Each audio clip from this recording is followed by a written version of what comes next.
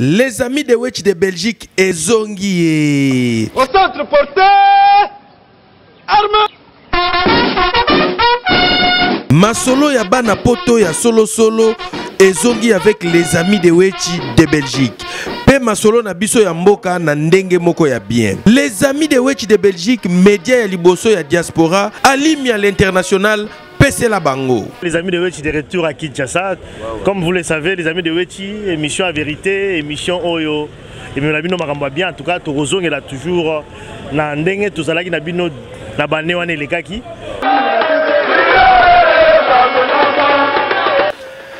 Banaki ni boza la calme. Les amis de Wetch, média à vérité et Zongi. Tricage et Sili. Poto ya solo na bandako na bino. Batata ba mama bandeko balandi ya les amis de Wetch mbote tokutani susu na cadre ya émission na biso les amis de Wetch. Na micro ezali Joël Matama. Émission na biso lelo tokobanda na ba idée moko ya sika na ba façon mosusu pe ya ko présenter bino émission oyo. Bande ko na biso nyonso tout pesa bino merci ba oyo bazo benga biso bazo tindela biso ba message na ba WhatsApp. Tozo senga ba message na eya ebele parce que to fungoli rubrique moko boye soki otindeli biso message to tangi kombo na yo to pesi pe ba réponse na préoccupation na yo nde to ko banda yango lelo na première partie na biso émission lelo to ko répondre quelques ndeko oyo batindela ki biso ba message na bango na WhatsApp. Deuxième partie na biso to ko beta toujours masolo ya élection comme d'habitude ndenge to uti ko beta au moins mikolo eleki. Parce que na internet tozo landawana ba lancer pétition pour que docteur Mukwege akoma apé sa candidature en tant que président de la République. Na yango toko beta lelo na papa Cyprien Wetch sous masolo ya ba témoin na ba bureau de vote pour que ba élection na biso ezala crédible to boyi bozalaki na ba témoin oyo bazalaki crédible était boya ko réclamer que non candidat na biso azwaki na élection. Bandeko baladi ya les amis de Wetch la troisième partie to komema bino mupanzi ya Kingakati kuna biso ba les amis de Wetch tozalaki maman Olive Lembe Kabila a inauguraki Mondeke. D'abord ce koyoki komo wana ndeke lingolo baba avion ndeke c'est l'oiseau. Donc ba avion misato ezali kuna oyo ye abongisi yango kitoko na kati moko atiango lokola restaurant moko mususu atiango lokola night club moko wana mususu ba arrange yango kitoko na ba salon moko ya VIP na kati, c'est-à-dire VIP lingolo bake soki ozali homme d'affaires ozana ba masolo na bino kitoko ya ko beta kuna boke kuna bokoti na salon o ezali VIP bosali masolo na bino kitoko soki peke masolo ane kozwa journée mobimba restaurant ezali wana kolia kitoko soko lingi pobo kene ko se distraire na moi musique night club ezawana bolongoli ba stress nyonso tout wana ekozala troisième partie na biso ya émission ya lelo pona kosukisa na ndenge boyebi ke les amis de Wetch biso pona biso ndule to ratakate festival ya rumba ezalaki na place de l'indépendance oyo na gare centrale kuna ba artiste ebele ya Congo babetaki.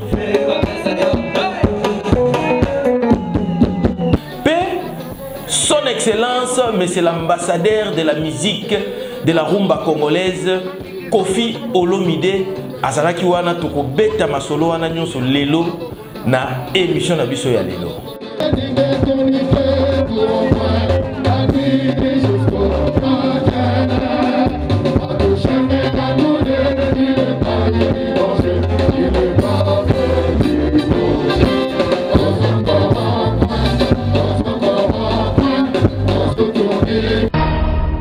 Dès que vous kolanda annonce na biso bandeko balandi to bandi mbala moko émission na biso na papa Cyprien Wetch comme d'habitude. Papa Cyprien Wetch mbote Mbote Buffalo Bill. Oui, tozali awa na boîte noire sans transition ndenge tolobaki tokobanda première partie na biso na bandeko nyonso oyo bazolanda ba émission na biso o bazotindela biso bavwa na bango. Avant tokota tozwa réaction ya papa Cyprien Wetch tokoyoki sabino na boyoka oyo ndeko oyo atindeli biso comme message. Ouais, les amis de Wetch, bonjour. Ah, en tout cas, aux Zongi Singa, bon, comme on a Eric, comme Eric n'a pas commune en en tout cas, les amis de Wechi, Bozongi, Sengali, Susu, Erwana, Nazagina, en tout cas, tu es dans les lions forts. Dans les lions forts, en tout cas, merci à toi. À mon émission Zongi, sur mon image, on va faire Rwana, moi, bleu, moi, salam, moi, ja, salam, moi, bien, moi, l'on moi, stress, moi, sous-sous-tara, n'engé, bakina, on peut comment, en tout cas, sur un azéro, l'ami qui l'imabé, non, la poto makasi. Là, il y a la Bruxelles, en tout cas, émission de bande ko raté, ne pas massa dans les agents, mon bocaboni, faut que la démission. Ah, tout rappeler, vraiment, c'est une bonne chose, rappeler, c'est une bonne chose, rappeler, un bon moment, les sous, on va faire massa dans la vaquine, moi, je suis pas qui n'a pas mikili, massa, je suis qui n'a pas mikili. Ah, tout zone singa, zone sur ma canison, zone qui sont idéologiques, nous les sous. Tout cas, merci à trop, merci à trop. En tout cas, nous avons un pénasa, nous avons comme l'Amérique, nous avons en tout cas, merci à toi. Bande Kobalandi, Bouti Kolanda, Eric, moi, na matete, à l'Andarabiso, les amis de Wechi, chaque jour, nous avons 11h30 na Sembediji. Papa Cyprien Wechi, Olandi, moi, na matete. Alobi Azon. Eric Mbote, vraiment, message nayo et puis au courage, parce que ça fait au moins 10 ans, tout ça là qui stand-by, Tozongi. Tu as retrouvé Eric, moi, les amis de Wechi. En tout cas, ngai pe apesi ba senti joie. Oui, neti ngai pe na sepeli du fait que Eric a se retrouvé. C'est ça le problème biso tozo ça la émission pour elongola pe ba ba stress, ba comprendre pe lokoni ezoleka, pe a se retrouver na ba boîte noire. Toko sepela ba ndeko mususu pe bozwa la lokola Eric. Botine la biso ba message oyo bozomona ezo sepelisa bino parce que souci na biso ezali communication et quota place oyo bino bozali tozana intervenant mususu tokocha toluka moya ko pesa réponse na préoccupation na ye baza au moins le lot sélectionné baza ebele mais le lot sélectionné misatu oyo tokocha pona bino toyoka ya mibale. Bonjour Weti. Comme on a dit, la fin justement la comédie qui s'est so. Bon, la ligne n'a conclusion naïba. Ndenge son excellence Félix Antoine Tshisekedi a kendeki na Angola na kokuta na président Kagame à propos ya bitumba o ezana este. Bazo nyokola bandeko na biso. Ba Congolais parce qu'il y a 100% Congolais. Maman nanga Congolaise, papa nanga Congolais, nazali Munianga 50 nazali Musingombe. Alors ndenge basolola ki réponse nini oyo, monsieur le président a pesibiso na peuple poto yeba. Bazui conclusion ndenge nini, yé président Kagame andimi est-ce que akotika ou akotika te?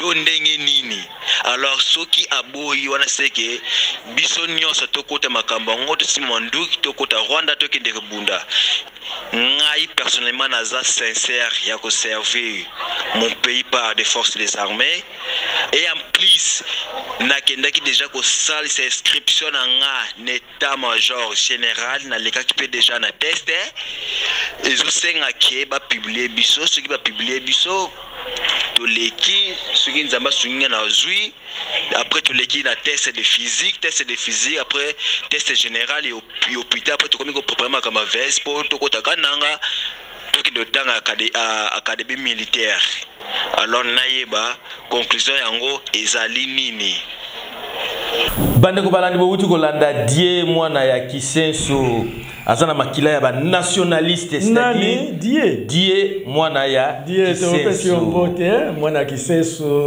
a posé question na ye papa Cyprien Wechi boîte noire résolution akuna est-ce que Kagame aza d'accord est-ce que masolongo zo sukandeni parce que baza vraiment informé. Eloko ezo sepelisangai, c'est-à-dire tout Congolais est derrière les drapeaux congolais. Nde eloko yo ezo pesangai courage. Ezala baswahili, bangala, baluba, bakongo, biso nyonso Tous derrière les drapeaux congolais, derrière les FARDC, derrière les guides suprêmes des forces armées congolaises. Ezala Mungala, Mouswahili, Mungala, Muluba, Mukongo, Mupende, tout le monde, Moutetela, voilà. tout plus le de monde. 400 et quelques tribus. Et là, ça me donne vraiment, ça me donne la force et le courage de continuer ce travail. Mais Papa Cyprien Wechi, boîte noire. Et l'autre de quoi bengi baza suffisamment informé na résolution zalaki na Angola. Point de vue à Kagame, toloba ki la fois passée. Est-ce que, parce que la question est-ce que Kagame position na ezanine andimi bazong samanduki, mais point de vue à Kagame tozoa ki angote. Tout ça parce que la présidence d'arriver peut-être parce que bazozo ba journaliste nyon surtout te bazozo ndamu oyo basalaka bazaka ya présidence pour ba tchaka mupanzi moko bien comment système oyo ya maréchal Mobutu. Il y a un gouvernement passé, il faut tout ce qui s'est en haut. Communication officielle, balakisaki kaka fachi. Balakisaki bapesaki point de vue à Kagame te. Peut-être peut-être Kagame est d'accord na fachité. Même si Kagame est d'accord na fachité, il faut bailler ça peuple congolais. Comme ça peuple congolais a derrière Fachi contre Kagame. Parce que quand même Congo est la population bisonde ba Kolomboka. Président Nabiso Azaka représentant Nabiso Kuna, donc il fallait Biso peut tous informer. Tous alla informer, toyebike et ça faute à président Nabiso te, tous alla derrière président Nabiso contre Kagame. Tout le monde deuxième intervenant, si ko tozoko na troisième, yé apesa ki biso kombote me boyoka makambukaka oyo yepe alobaki tokotuna Papa Cyprien Wechi.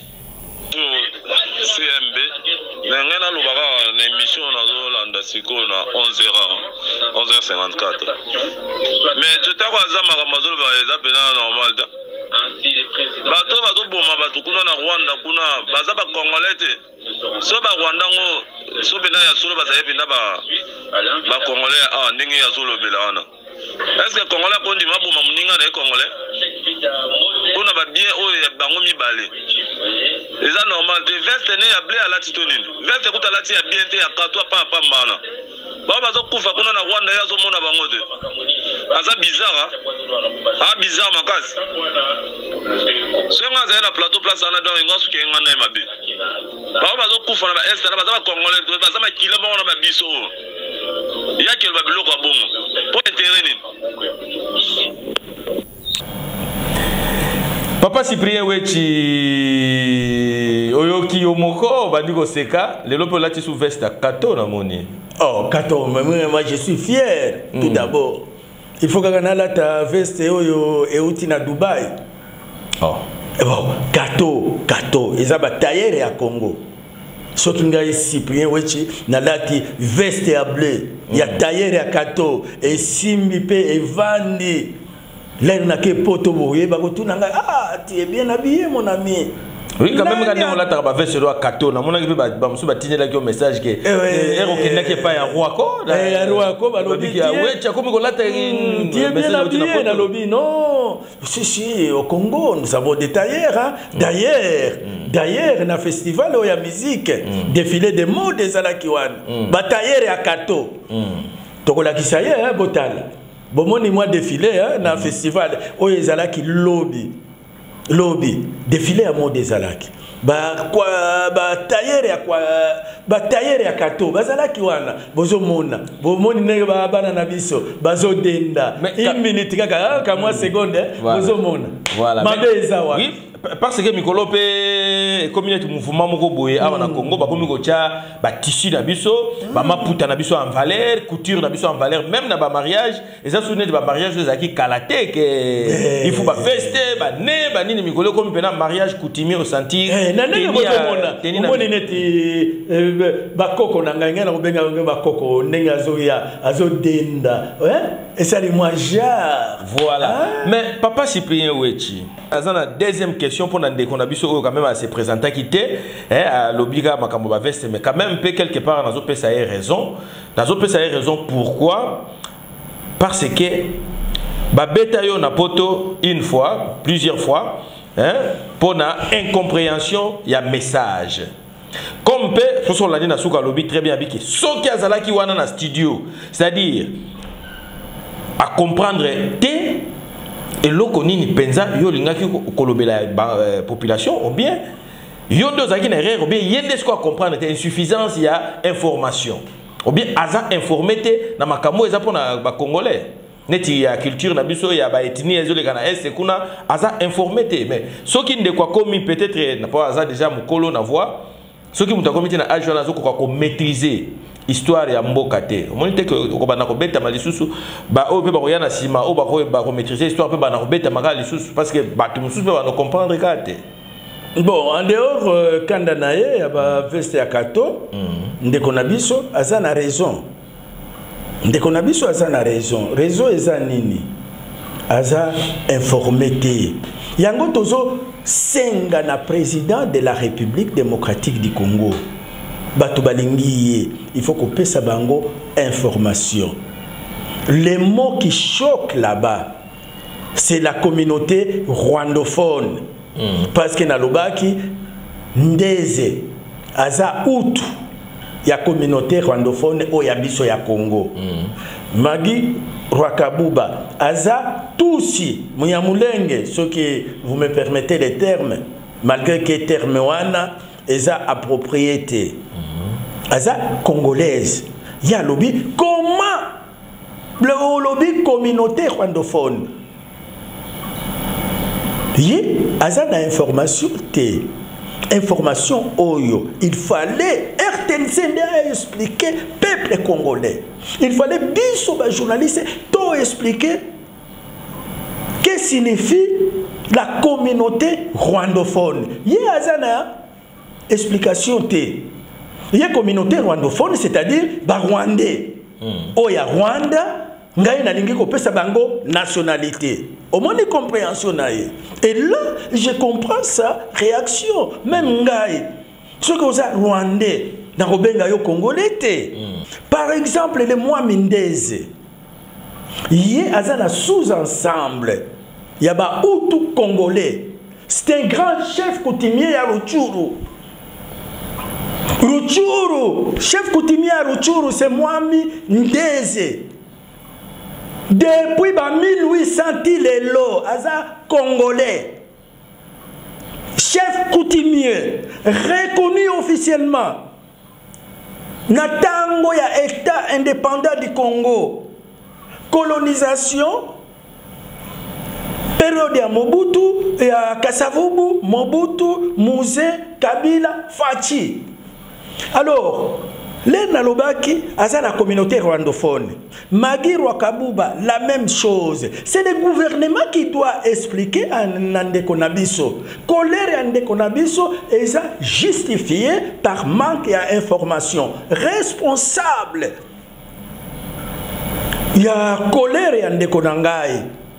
Et ça, gouvernement. Et ça, gouvernement, le guide suprême, il y a forces armées. Or, Bissonio se trouve derrière lui, qui nous donne l'information. Cette information, c'est la cohésion nationale, unité nationale autour du chef Nabiso, pour y kokende, kokanga, petit oyo azo tungisa biso, ndenge ndeko Nabiso die alobaki, toko tikakakuna. Je ne sais pas si j'ai donné l'explication. Voilà, Bandeko Balandi, Bolandi, Papa Cyprien Wechi. Na deuxième partie, il y a émission Nabiso, Tokolobela toujours, tokolakisa mpo na bino document na biso ya les amis de Wechi totournaki awa tomontaki yango awa biso mo ba les amis de Wechi tozolobela ba témoin na ba bureau de vote na ba élection na biso ndenge lekaka wa na République démocratique du Congo. Kaka na kati ya dossier na biso wana ya ba témoin ya élection tokobeta pe lisolo ya docteur Mukwege ba pétition mo rezoleka na internet que batu ba signer ba pétition wana pour que docteur Mukwege prochainement akoka kozala candidat président de la République en 2023. Bande ko balandi avant to beta lisolo oyo ya ba témoin na papa Cyprien Wechi tokosenga la bino balandi ya les amis de Wechi botala nano moi document oyo biso ba les amis de Wechi to bendi lisusu na boîte noire oyo tozo benga toujours papa Cyprien Wechi boîte noire azo bomba ba document ebele botala oyo biso to bongisa ki pona bino et bongo tokozonga wa to beta masolo na boîte noire. Pourquoi documentation ya boy?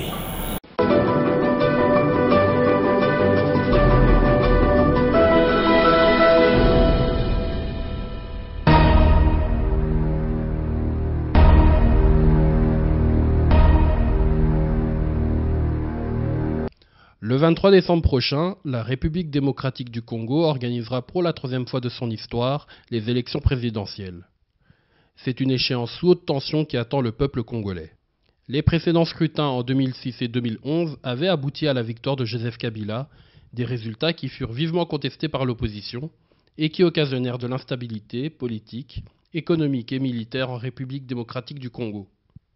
Lors du référendum de 2005, qui consacra la nouvelle constitution congolaise et l'organisation des élections présidentielles de 2006, le problème des témoins s'est présenté pour la première fois.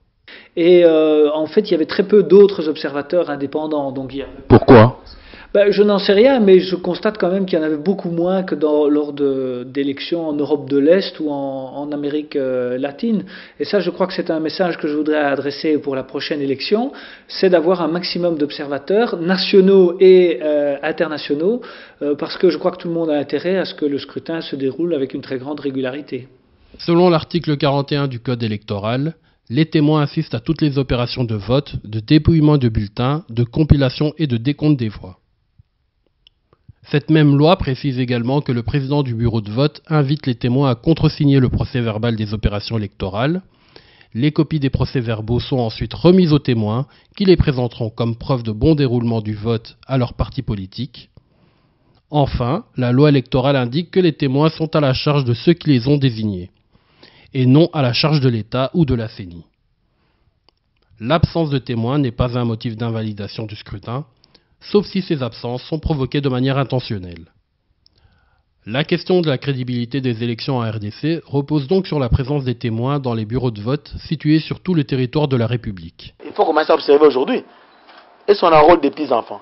Est-ce qu'on empêche aux gens d'aller s'enrôler? Est-ce qu'on intimide les gens pour qu'ils n'aillent pas se faire enrôler? La fraude se met là. La fraude se met là. La fraude se met là. Et c'est là qu'il faut observer, qu'il faut contrôler. On attend seulement le jour du scrutin là pour dire non. Mais là, moi je les invite à venir observer maintenant, à voir comment on enrôle, comment les choses se font. À ce moment-là, on va être des bons témoins de tous les cycles. Et vous allez voir qu'il n'y a pas d'observateurs, de témoins des partis dans les bureaux. Et pour l'instant, il n'y a pas d'observateurs? Non, il n'y en a pas. Télématongue était descendu sur le terrain. Nous nous étions rendus au bureau de vote de Yolo Sud afin de vérifier le processus d'enrôlement de la population en vue des présidentielles de 2011. Aujourd'hui, il n'y a que les témoins des partis des ARC. Nous nous sommes ensuite rendus dans d'autres bureaux de vote, même constat. C'est le seul dit, je dois dire que tout le monde est absent ici.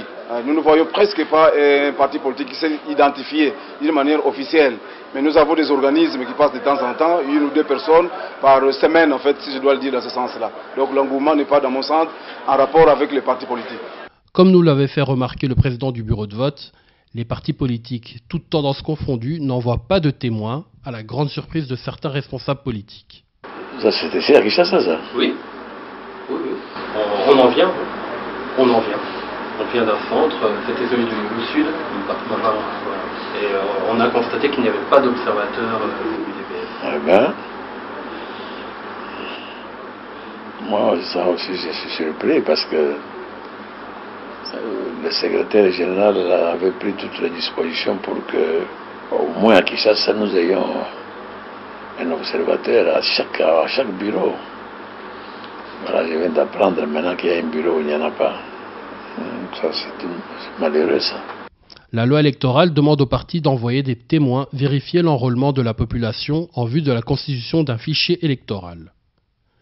Les partis politiques manquant de moyens se retournent vers l'État et la CENI pour réclamer un meilleur contrôle de l'enrôlement.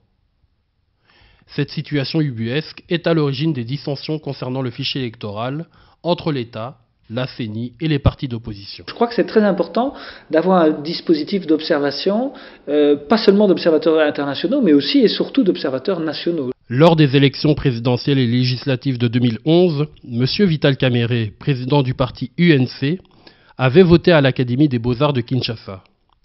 Mais aucun témoin des partis politiques n'était présent ce jour-là pour attester du bon déroulement du vote.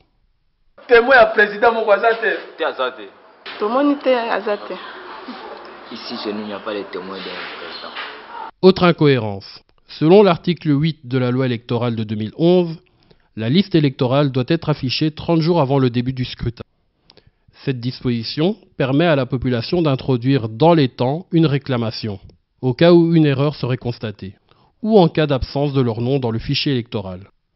Or, la liste électorale a été affichée le 28 novembre, soit le jour même du vote, ce qui empêchait toute réclamation de la population. De nombreuses personnes n'ont pas retrouvé leur nom sur la liste et n'ont donc pas pu voter.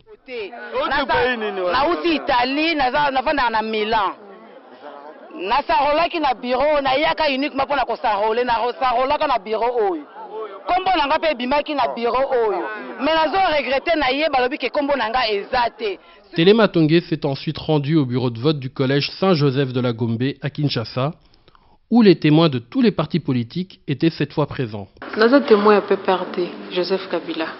Témoin à Kamerhe, INC. Témoin à Maman Jolie Kenda, MCR. Observatrice à PCD à Katikalaka. Moi, PPRD. Il y a UDP, c'est une Sekedi. Selon l'article 63 de la loi électorale, le président du bureau de dépouillement ouvre l'urne devant les membres du bureau en présence des témoins, des observateurs ainsi que des journalistes et des 5 électeurs désignés. Il prend chaque bulletin, le donne à un assesseur qui le lit à haute voix sous le regard des témoins et le classe selon les catégories suivantes. 1. Bulletin valable. 2. Bulletin nul. À partir de là, tout s'est passé conformément à la loi et à la satisfaction de tous les témoins. Le comptage est fini. Nous sommes tous d'accord qu'il y a eu 90 bulletins de vote exprimés pour les législatives. Le président du bureau de vote classe les bulletins valables et calcule le total des voix obtenues par chaque candidat. Puis, dans l'article 68, il est stipulé qu'aussitôt le dépouillement terminé, le résultat est immédiatement rendu public et affiché devant le bureau de dépouillement, suivant les modalités arrêtées par la CENI. La fiche des résultats est signée par tous les membres du bureau de dépouillement et par les témoins qui en reçoivent une copie. Enfin, l'article 69 précise que les procès-verbaux de dépouillement et les pièces jointes sont acheminés pour centralisation et compilation au centre local de compilation situé dans chaque circonscription électorale, conformément au plan de ramassage arrêté par la CENI. Ce transfert au centre de compilation est une autre phase délicate du processus électoral, car des fraudes se réalisent durant cette séquence. Comment ces fraudes sont-elles possibles ? Revenons ensemble sur ce que dit la loi électorale.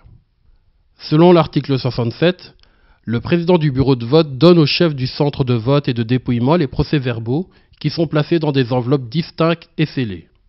Sur chaque enveloppe est indiqué le nom et le numéro du bureau de dépouillement. Le chef du centre de vote et de dépouillement se charge ensuite de transporter au centre local de compilation conformément au plan de ramassage arrêté par la CENI. Il est accompagné des membres des bureaux, des éléments de la police, des témoins et des observateurs. Lors du transfert, auquel nous avons participé et dont nous vous montrons les images, vous pouvez constater que 1. La police n'était pas présente. 2. Le président du bureau de vote ainsi que les témoins n'étaient pas présents également. Seul le chef du centre était présent. C'est l'homme que vous voyez assis sur les sacs contenant les bulletins de vote. Il en ressortira de cette séquence que plusieurs procès-verbaux ont été soit compilés sans la signature du président du bureau de vote, soit tout simplement remplacés. On a accusé les gens ici de prendre les bulletins et d'aller le gaucher en privé là-bas. Ils peuvent se dire que nous sommes des bons, le président doit être là. On va amener tout ça à la Cour suprême. Pardon, président.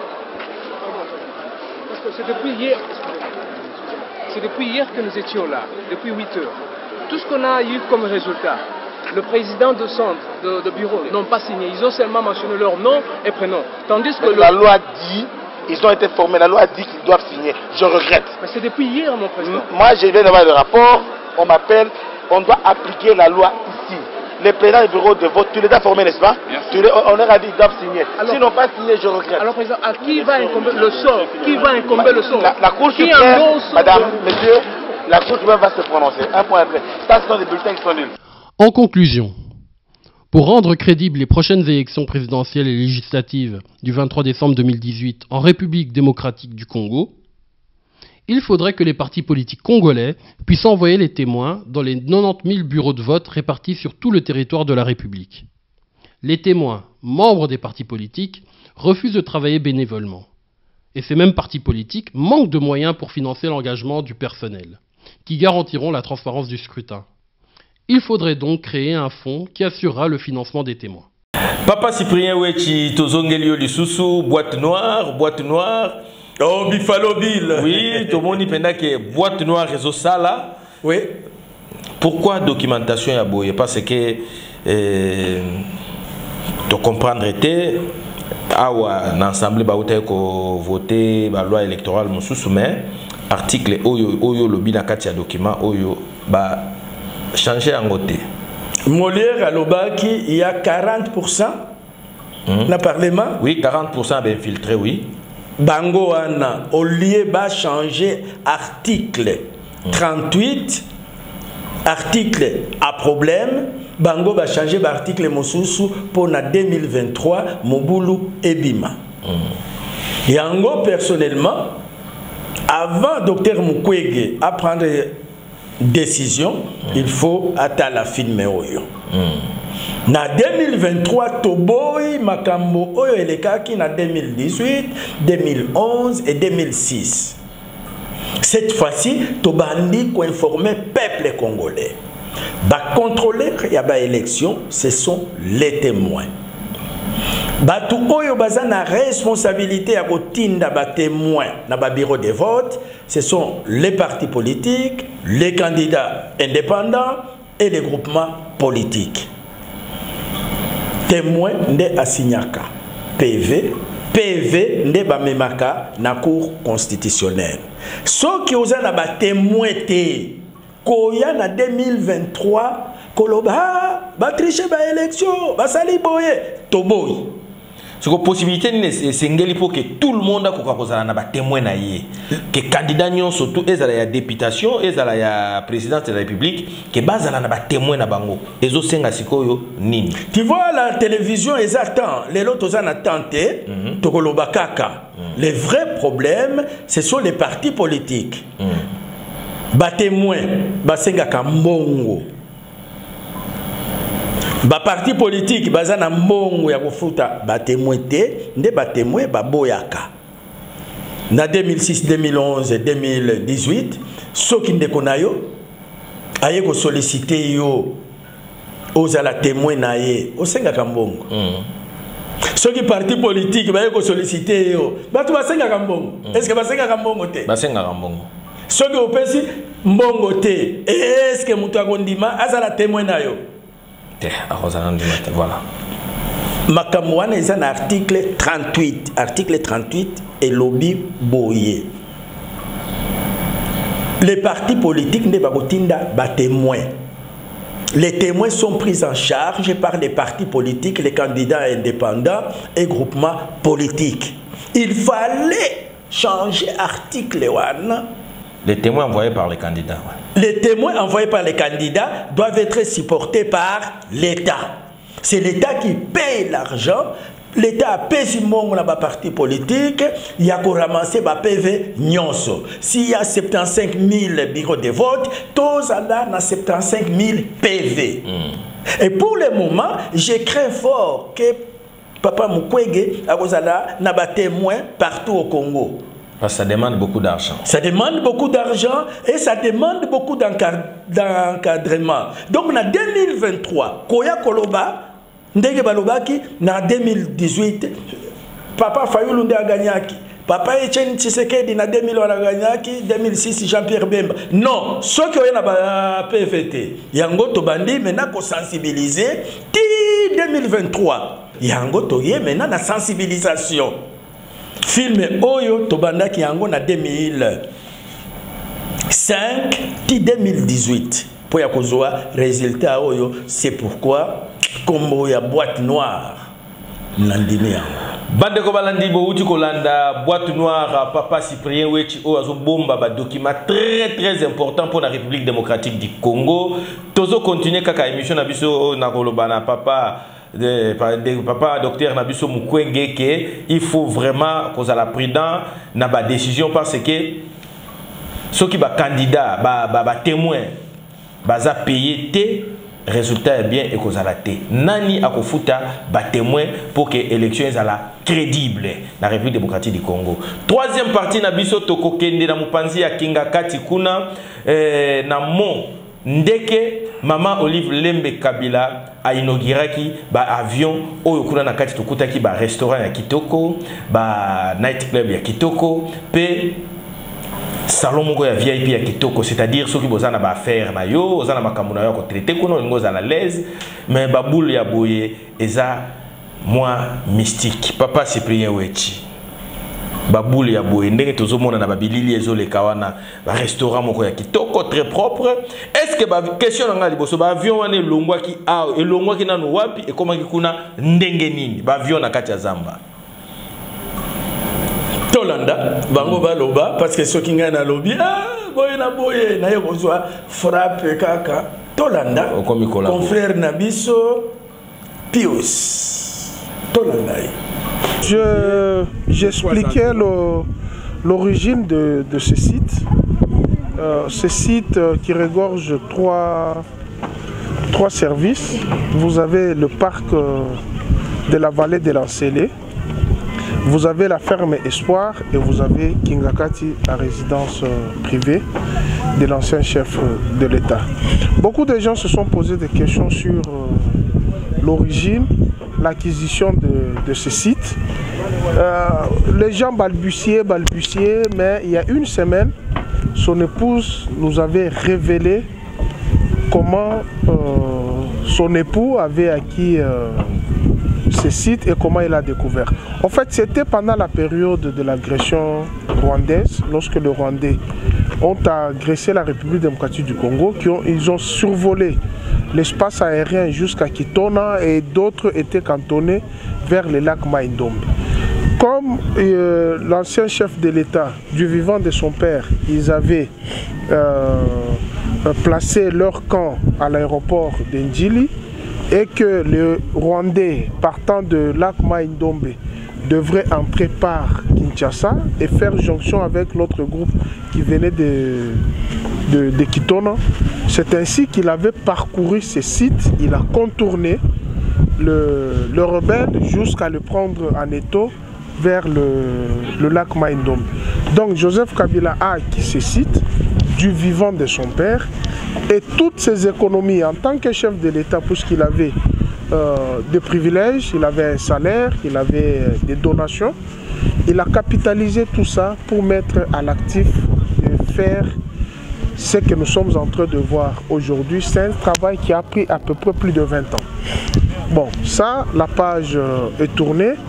Et ce qui est positif, c'est que ceux qui étaient sceptiques, ceux qui avaient un langage déplacé par rapport à ce site, croyant que Joseph Kabila l'avait spolié, nous avons le questeur actuel de l'Assemblée provinciale de Kinshasa, qui est l'honorable Papi Epiana, qui est mieux placé pour vous expliquer que Joseph Kabila a acquis ce site en bonne et due forme et les documents. La thèse est d'ailleurs Eve Bazaïba, qui est l'actuel ministre d'État de l'Environnement, lorsqu'il était venu ici à l'inauguration de la Tyroline. Elle avait attesté qu'ils avaient une mauvaise perception alors que Joseph Kabila a acquis légalement ses biens.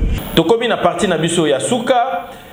Les amis de Wechi, musique et Zangakate, Platini Bukaka a sélectionné les pour Bino et les mamoko ya kitoko o elekaki na gare centrale. Pour Nabiso Tosuki Awa.